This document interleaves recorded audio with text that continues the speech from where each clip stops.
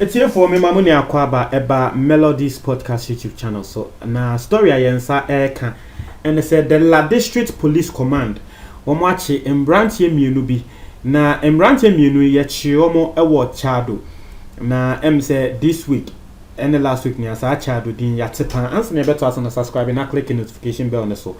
Na Chado Din, we be say den Jana make us say yate. Say Anas and send video about Vara say Anas no na Chado and as no is here. But this is actually not related to Anas, but Chado Dinity and I me want us. Bianco and so send Americano the La District Police Command at Chesam Branch Munui. Na Branch Munui the entire Yachiomo say na womukita human parts. Just say Yachiomo say enipa dompe womukra enipa dompe. Now, the interesting fact about these people, they say, some random Yenui cry, Wamo enya Ghana for. Just and go from Yenui, Wamonia Ghana for. Bakudin at the set, Kofi Lain. Now, one no free Benin. And the other person, your friend Fred Sasu, one no free Togo. Now, say Benin for any Sancrophone, Nana, a ya, Wamo epic, and now Wamo was a din, Wamo fasa a din, Kofi, because social media set Kofino.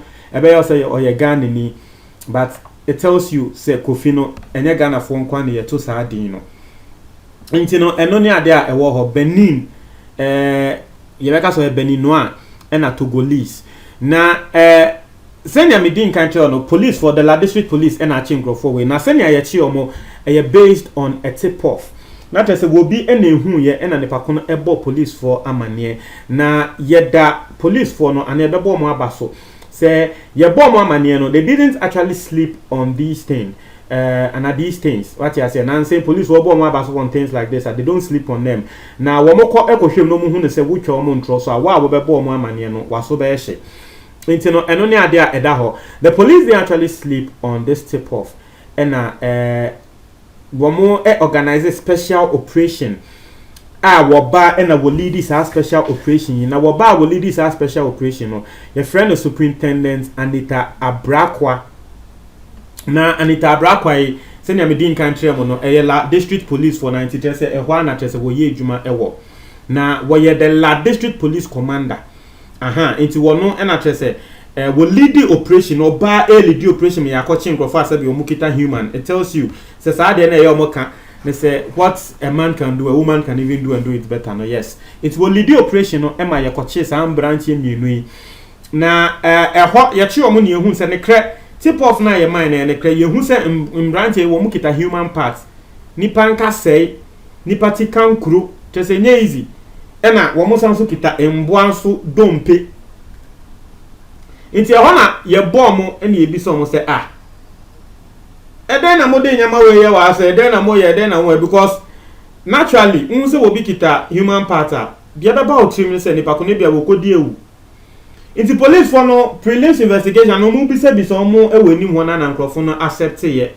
And now you better say what Muji to Musa crack a idea one more a confor. Munja assembly almost mutuno, one more ya confor a Benin.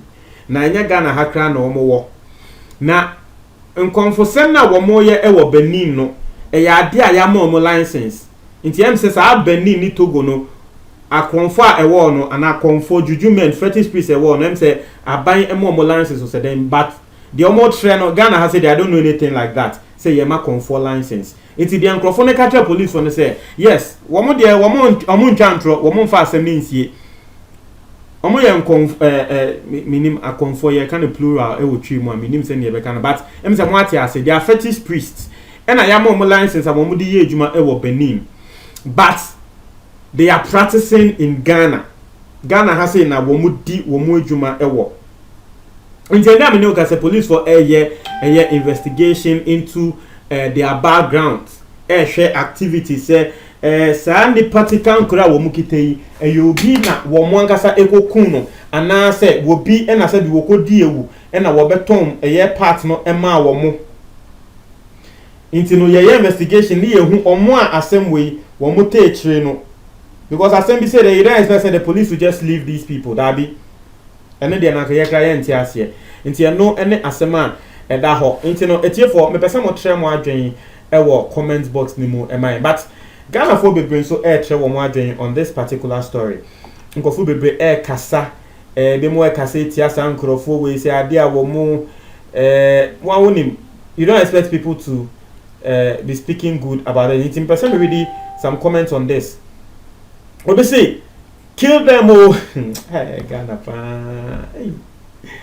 What they say? Kill them all. Kill them. Not just say suspects na yachi omono. Omo so yenya den yenku omo.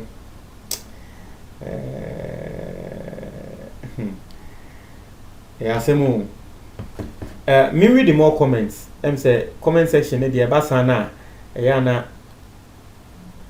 Bobisi, stop these jokes. Please check the second criminal name again. It is not Sasu, but Sosu. I'm a proud Kweuman and I hate his name impersonation from Ewes and other tribes just to hide their true identity. Some of these misspellings are Charlie, Semo. Baku yesi a friend of Sasu, unzo si a friend of Sasu, a friend of Sosu. Asembeni was a dabi Sasuno eye Kweufuodi na Sosuno eya ibedin inti just a yemfa Sosuno emano inti ne bakuno ya ibeni by force. Oh, I don't know mo yesa Ghana for. Obi say it's hard to be them. Or say these same people who do their atrocity things then come and cause trouble for the rest of us. No wonder. The idiot is quiet. He has been busted.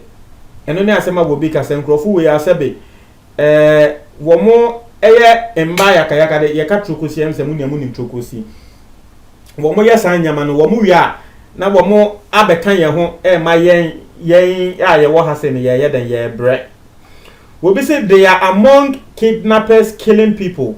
Why don't you people practice in Benin? Let them rot behind the bars. Yani bakone kan se san nkrofo we womo ka nkrofo a ye kidnapping nkrofo eku womo e wo Ghana ha sei na yemma womo enkoda mfiase na trese womo honam enya den empro eno ne asema wobi e de atoja na wobi nso say it's against the law to possess a human skull eno ne asema wobi nso say so I say Seth Kofi Lane from Benin. So Benin now bear name Kofi. I just ask, it's time our Ghanaian brothers accept the truth and stop faking. They will be kind of say, into Benin, so Nkrofo where you from Kofi and people actually don't know. But Mekato say yes, Nkrofo where you from Womo Kofi. Obviously they must be killed, and also Nyasema will be aircan. And you know, it's here for Montreal Margin our comment box no. Obi beka say, menso margin tre den. Obviously, me my drink the Nkrofo can say yenku and obviously you don't expect me to side with that thing. But my drink say police for no yesremo. Him say Christmas eba. Na Christmas eba. A lot of ritual killings go on. Now these days in Ghana, in Sembebre ACC, ewa Ghana na nsane. Na obetse yes yako kidnapping we obetse yes yako kunwe like we all know the things that happen in this country. Now this could be a fine case ebia ebetumi ama ya link it to a kidnap case kra wa Ghana has ya ebia ye nim ho hwe because say wo mukita human skull no enye toyo and as a human skull no sabe eye musieye na wo mukotu wo kra na etiefuo. You're wrong. It's against the law. I say yachi omutum. Because who go to obi musiye, who go to obi funu, ewo musiye etiambra. Until we need to do investigation and track where they got this human skull from. Send me din country no. Ebia na obi na ya den aton wa momo. Ebia na obi onu na adwuma ne se wo bedie wu. Wo die wu wi a. This year, but the stories be brave by a Shaiman will be onu na adwuma no.